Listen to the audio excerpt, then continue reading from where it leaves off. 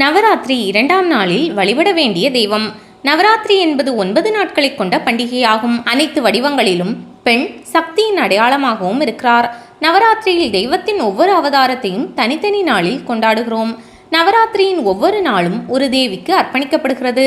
நவராத்திரியின் முதல் 3 நாட்கள் துர்கா தேவியை வழிபடுவதற்கான காலம். நவராத்திரி இரண்டாவது நாளான இன்று வழிபட வேண்டிய தெய்வம் பிரம்மசாரணி தேவி. இது பார்வதி தேவியின் ஒரு அவதாரம் ஆவார். மேலும் மகாதேவியின் நவதுர்கா வடிவங்களில் இரண்டாவது அம்சமாவார். பார்வதி தேவி சிவனை அடைய விரும்பி கடுமையான தவம் செய்து வந்தார்.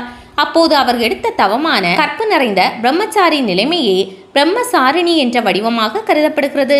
பிரம்மம் சாரித்தல் என பொருள் தரும் பெயர் காரணமாக தவம், கட்டுப்பாடு, பிரம்மச்சரியம் ஆகியவற்றின் சின்னமாக பிரம்மசாரிணி தேவி கருதப்படுகிறாள். பிரம்மசாரிணி தேவி தவம் இருக்கும் கோலத்தில் காட்சி தருகிறார். ஒரு கரத்தில் ஜபமாலை மற்றும் மற்றொரு கரத்தில் கமண்டலத்தை ஏந்தியிருப்பார். இந்த தத்துவத்தில் வாழ்க்கையின் 4 நிலைகளில் ஒன்றான பிரம்மசாரியத்தை கடைபிடிக்கும் பெண்ணை குறிக்கும் விடாமுயற்சி மற்றும் அமைதியான வலிமையின் சின்னமாக இருக்கிறாள். பிரம்மசாரிணியின் கதை அன்பு மற்றும் அர்ப்பணிப்பின் சக்தியை பற்றி நமக்கு கற்பிக்கிறது. இதில் தீவிர தியானம், உண்ணாவிரதம் மற்றும் காதல் வெளிப்படுவதற்காக பல வருட காத்திருப்பு ஆகியவை அடங்கும். எவ்வளவு கடினமான சூழ்நிலைகள் வந்தாலும் தனது பக்தர்கள் தங்கள் இலக்குகளில் உறுதியாக இருக்க வேண்டும் என்பதை உணர்த்துகிறார். ஸ்லோகம்: ஓம் தேவி பிரம்மசாரிணியை நம என்னும் மந்திரத்தை ஜபிக்க வேண்டும். பிரம்மசாரிணி தேவியின் கதை. பார்வதி தேவிக்கு முந்தைய பிறவி பெயர் சதி. அவர் தர்ஷன் மகனாக பிறந்தார்.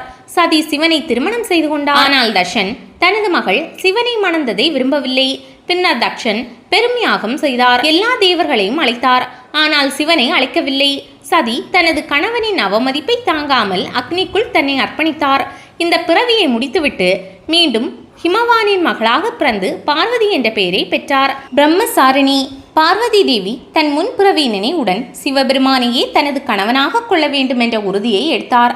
அதற்காக கடுமையான தவத்தை தொடங்கினார். இவரது தவத்தை பார்த்து தேவதைகள் மிகவும் பிரமித்தனர். அப்போது அசுரர்களும் பலவித சோதனைகளால் அவரின் தவத்தை கலைக்க முயன்றனர். ஆனால் பார்வதியின் அசைக்க முடியாத மன உறுதி காரணமாக அவர்கள் எல்லாம் தோல்வியடைந்தனர். இறுதியில் அவரது தவத்தை சோதிக்க சிவபெருமான் ஒரு முதிய முனிவனின் வேடத்தில் வந்து, சிவனை மணப்பது உன் வாழ்க்கைக்கு ஏற்றதல்ல, அவர் யோகி, அவர் வீடறியாதவர், அவரிடம் எதுவும் இல்லை என்று கூறினார். ஆனால் பார்வதி மனம் அசையாமல், சிவனே எனது கணவன், வேறு யாரும் இல்லை என்று உறுதியாக தெரிவித்தார். பிரம்மசாரிணி என்ற பெயரின் அர்த்தம். இந்த கடுமையான தவம், ஒழுக்கம், மன உறுதியின் காரணமாகவே பார்வதிக்கு பிரம்மசாரிணி என்ற பெயர் கிடைத்தது. பிரம்ம தவம், அறிவு, பரமத்துவம். சாரிணி கடைபிடிப்பவள், அதாவது தவமும் ஒழுக்கமும் நிறைந்தவள் என்பதே பொருள். பிரம்மசாரிணி தேவி வெள்ளை நிற ஆடை அணிந்திருப்பார். இவரது முகம் அமைதி, சாந்தம், பக்தி நிறைந்ததாக உள்ளது. பிரம்மசாரிணியை வழிபடுவதால் மன உறுதி, பொறுமை, தைரியம் கிடைக்கும். கல்வி, ஆன்மீக முன்னேற்றம் ஏற்படும். சிரமங்களை தாங்கி வெற்றி பெறும் சக்தி கிடைக்கும். பிரம்மசாரிணி தேவியின் வரலாறு நமக்கு சொல்லும் பாடம்: பொறுமை, ஒழுக்கம், உறுதி இருந்தால் எதையும் அடையலாம். உண்மையான நம்பிக்கையால் இறைவன் கூட கிடைக்க முடியும் என்பது ஆகும். நவராத்திரியின் 2ஆம் நாள். பிரம்மசாரிணி தேவிக்கு உச்சரிக்க வேண்டிய மந்திரம். நவராத்திரியின் ஒவ்வொரு நாளுக்கும் உரிய 9 துர்க்கை தேவிகளின் மந்திரங்கள், ஸ்லோகங்கள் மற்றும் போற்றிகள் அந்தந்த தெய்வங்களின் அருளை பெற உதவும். ஒவ்வொரு நாளும் ஒரு குறிப்பிட்ட துர்க்கை ரூபத்தை வழிபட்டு அவர்களின் சிறப்பு மந்திரங்களை உச்சரிப்பதன் மூலம் நவராத்திரி விரதத்தை நிறைவு செய்யலாம். நவதுர்க்கை எனப்படும் 9 வடிவங்களில் துர்க்கை தேவி தன்னை வெளிப்படுத்துகிறாள். நவராத்திரியில் மாதுர்க்கையின் இந்த 9 வடிவங்களில் ஒன்று ஒவ்வொரு நாளும் வழிபடப்படுகிறது. இதில் நவராத்திரியின் 2ஆம் நாளில் துர்க்கையின் 2ஆம் வடிவமான பிரம்மசாரிணி தேவியை வணங்குவதாகும். பிரம்மசாரிணி தேவிக்குரிய மந்திரம்: ஓம் தேவி பிரம்மசாரிணியை நமக. விளக்கம்: ஓம் பிரம்மசாரிணி தேவிக்கு வணக்கம். இந்த மந்திரத்தின் மூலம் ஒழுக்கம், மன உறுதி மற்றும் பக்தியை வளர்த்து கொள்ளலாம். பிரம்மசாரிணி தேவிக்கு உகந்த நிறம். நவராத்திரியின் 2ஆம் நாளும் துவிதியை திதியில் வரும் செவ்வாய்க்கிழமையான இன்று சிவனை பெற தவம் செய்த பராசக்தியின் வடிவமான பிரம்மசாரிணி தேவிக்கு அர்ப்பணிக்கப்பட்டுள்ளதால் பக்தர்கள் சிவப்பு நிற ஆடையை அணிய வேண்டும்.